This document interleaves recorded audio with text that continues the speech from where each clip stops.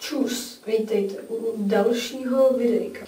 A tentokrát to bude nová mega show jménem Nadrbané okurky.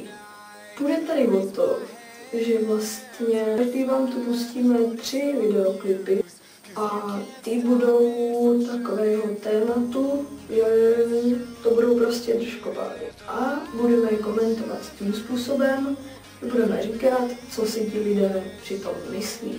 Takže já myslím, že můžeme začít prvním. Já věřím, že to prorazím. Jako druhé videjko tu máme tohle. Mám chuť na puding. No a jako třetí tu máme tenhle peprný kousek. Mňám.